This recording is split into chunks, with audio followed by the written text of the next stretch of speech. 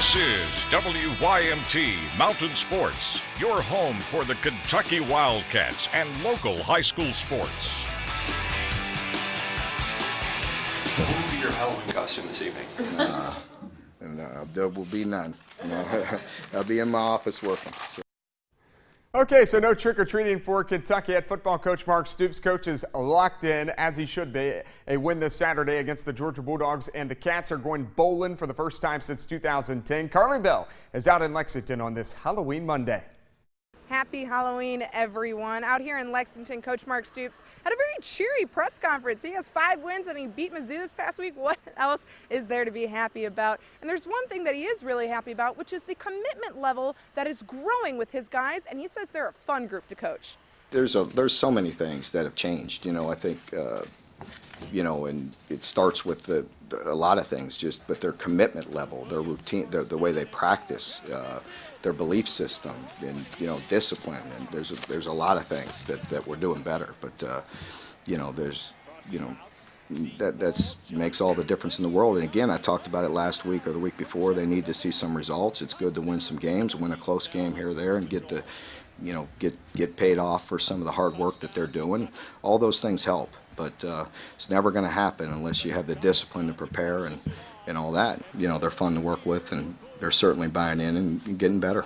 Coach Stoops really wants to see the stadium filled on Saturday night when they do play Georgia, because he knows that will help this commitment level and the energy grow with his guys. In Lexington, Carly Bell, WYMT Mountain Sports.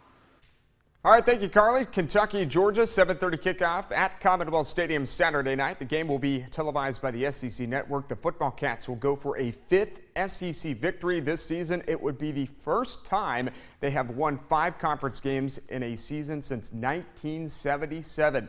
Episode 10 of Chalk Talk tonight. Carly Bell and Freddie Maggard will dive into the game plan for Georgia, a game that has larger impacts than imagined before the season. They also preview bowl possibilities for Kentucky, but Freddie knows that the dogs come first, and this game lies on the shoulders of the special teams and quarterback Steven Johnson. The punt team, the special teams, turnovers, Steven Johnson's going to have to establish a resemblance of the passing game.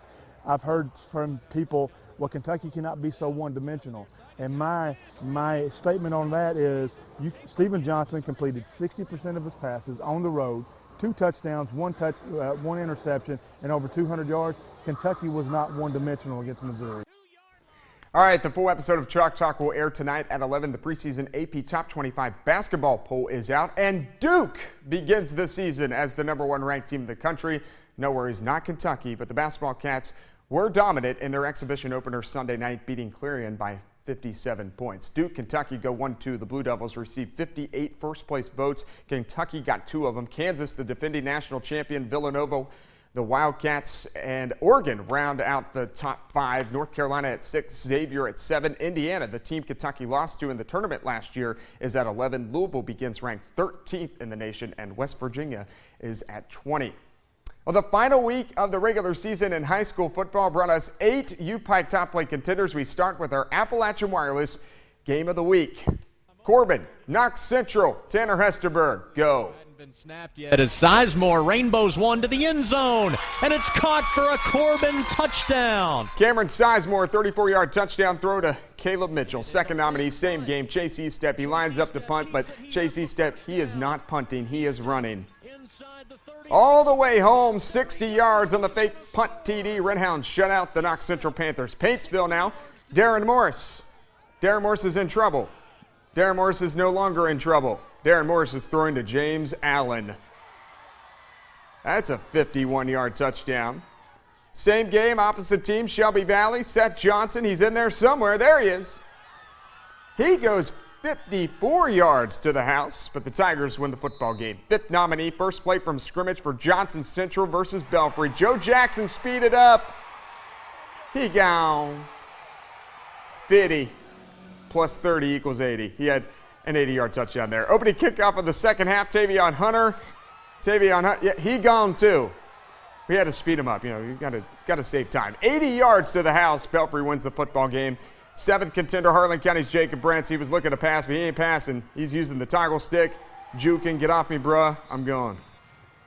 Good stuff there. They beat Bell County. Last nominee, Prestonsburg at Lawrence County. The Black Cats, Ethan Varney. Bye.